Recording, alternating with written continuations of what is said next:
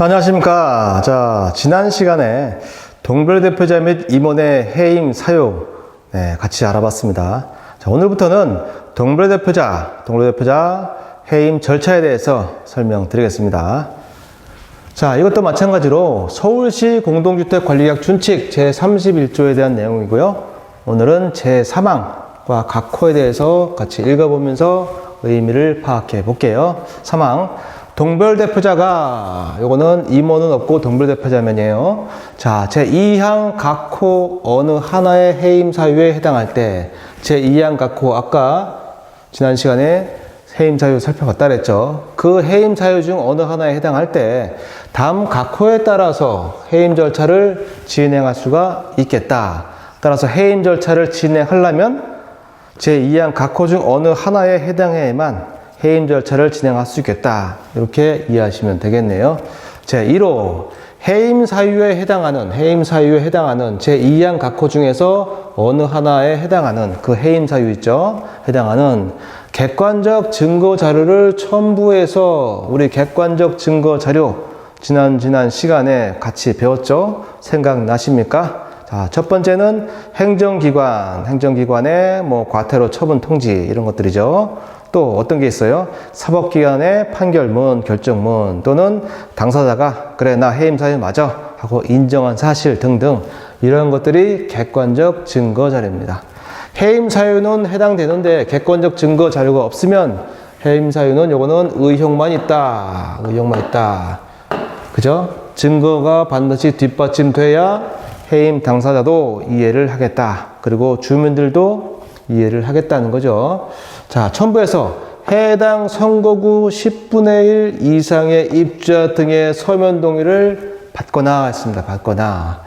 자, 이 해임 사유가 해당되고 내가 객관적 증거 자료를 내가 확보했습니다. 저는 입주자 등에 해당해요. 그런데 나 혼자만의 생각은 안 돼요. 여러 사람이 다 동의가 돼야 됩니다. 그죠? 그게 바로 10분의 1 이상의 입주자 등이 같이 연대 서명해서 서면 동의를 해줘야 한다 이거죠. 나 혼자만 해임 사유 해당해. 객관적 증거 자료에 있어. 이렇게 외친다면 그러면 이 동별대표자가 조금만 잘못해도 다 해임 사유야. 그죠? 좀 혼란이 좀 클 거예요. 그래서 나뿐만 아니라 10분의 1 이상의 입주자 등도 나와 생각이 같아. 거기에 객관적 증거 자료까지 있어. 이거는 분명히 해임 사유야. 이렇게 같이 동의를 해줘야 한다. 만약에 1000세대 같은 경우 10분의 1 이상이면 100세대 이상 서면 동의를 반드시 받아가지고 선거관리위원회에 제출을 해야 된다는 거죠. 그런데 이렇게 10분의 1 이상 입주자 등의 동의받기가 쉽지 않을 수 있습니다. 그럴 때를 대비해서 또 하나의 대안이 입주자 대표의 구성원 과반수 찬성으로 의결을 해도 마찬가지로 해임 요청을 할 수가 있다는 거예요. 그래서 선거관리위원회에 해임 절차 진행을 요청할 수가 있는데 여기엔 반드시 구두가 아닌 서면으로 요청을 할 수 있다. 이렇게 써 있습니다.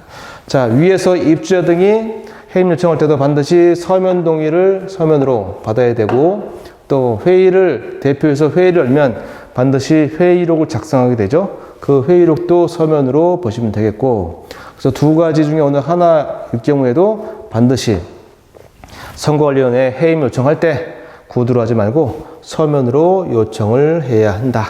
나중에 법적 다툼이 생겼을 때 이러한 서면 이 내용이 다 증거 자료가 되겠습니다.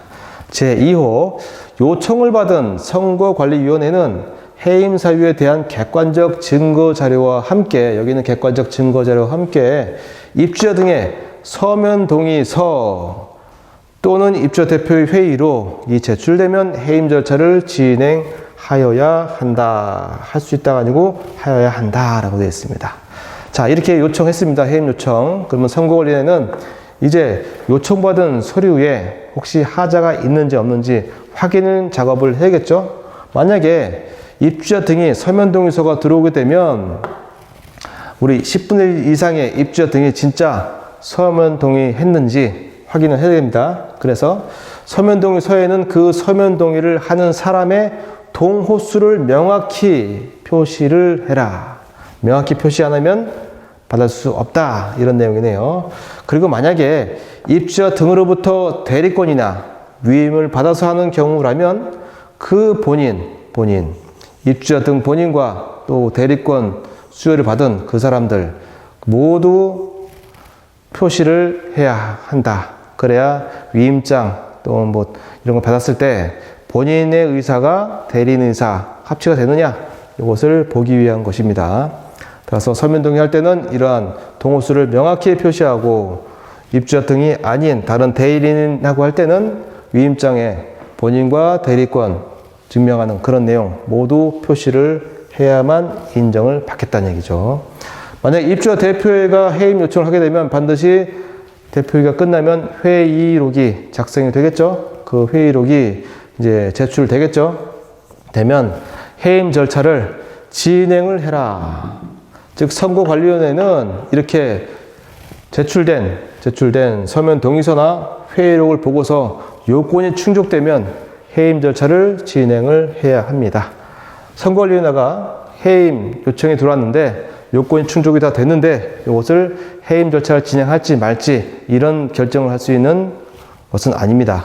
요 요건에 맞으면 해임 절차를 무조건 진행을 하라고 규약에 되어 있습니다.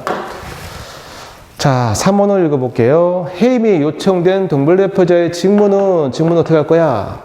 해임 요청이 됐으면 이미 우리는 해임 사유 객관적 증거 자료를 갖다 제출했으니까 뭔가 문제가 있구나 의혹을 갖게 되죠.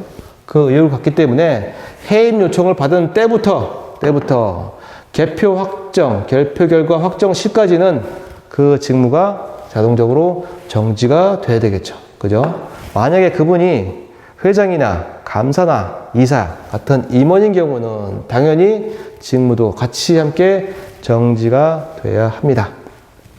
제4호 선거관리위원회는 당사자 누굽니까? 해임 당사자겠죠. 동별대표자에게 7일 이상의 소명자료를 제출할 기간을 주어야 한다. 그렇죠? 해임 요청자가 해임 사유와 객관적 증거자료를 선관위에 제출했습니다. 그러면 선거관리위원회는 해임 당사자한테 소명 기회를 안 주고 그냥 올리게 되면 그 해임 당사자는 억울할 수 있겠죠. 그 억울함을 방지하기 위해서 선거관리위원회는 바로 공고하지 말고 당사자한테도 소명 기회를 줘야 돼요. 당신 당사자 해임 사유가 들어왔습니다. 객관적 증거 자료가 있습니다. 해임 소명할 수 있는 그 자료를 7일 이상 줄 테니까 그때까지 자료를 제출하세요. 그러면 해임 당사자가 자료 제출을 하겠죠.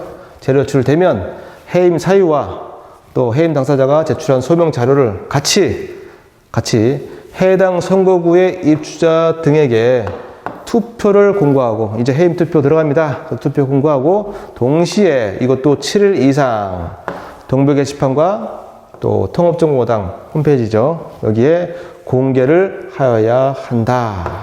그래서 제4호는 선관위에서 해임 당사자한테도 반드시 소명 기회를 부여하고 해임 투표 공고할 때 해임 사유 그 다음에 소명 자료 같이 올려서 그 유권자들한테 해임을 해야 될지 말아야 될지 그 판단할 수 있는 자료를 같이 동시에 올려줘야 한다. 이렇게 이해하시면 되겠네요. 자, 5호. 해임은 요청받은 날부터 30일 이내에, 며칠 이내에요? 30일 이내에 해당 선거구 입주자 등의 과반수가 투표하고 또 투표자 과반수가 찬성으로 해임을 한다. 해임한다. 여기 있는 이 내용은 해임 요청 받고 나서 너무 길게 30일이 아니고 뭐 3개월, 6개월 이렇게 너무 길면은 그 해임 당사자가 나중에 그 해임 안 될 수가 있잖아요. 그러면 직무 정지가 너무 오래 걸려요. 직무를 오래 수행 못 합니다. 그런 걸 방지하기 위해서 최대한 해임 요청 받은 날로부터 30일 이내에는 이 절차를 다 마쳐란 얘기죠. 언제부터? 해임이 요청받은 날부터 언제까지요? 투표하고 개표 확정 해가지고 찬성할 때까지 개표할 때까지 그때까지는 이 절차를 30일 이내에 맞춰라 이거죠. 맞춰라. 자, 단 해임 투표가 부결된 경우 제3호에 따른 3호가 여기 있네요. 따른 직무정지가 해제되고 이전의 직무를 수행을 하게 된다. 그럼 여기서 해임 투표가 부결된다는 의미는 뭘까요? 자, 부결은 여기서 말한 해당 선고 입주자 등의 과반수가 투표를 하게 되어 있는데 과반수가 아닌 반수 이하가 투표했을 때 이때는 부결이라고 봐요.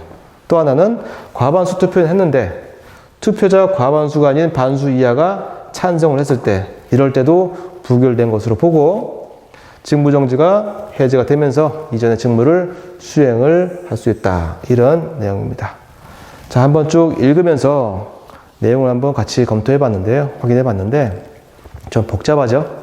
다음 시간에는 지금까지 한 내용을 가지고 그림을 그려서 간단하게 정리하는 시간을 갖도록 하겠습니다. 자, 오늘도 수고 많이 하셨습니다. 감사합니다.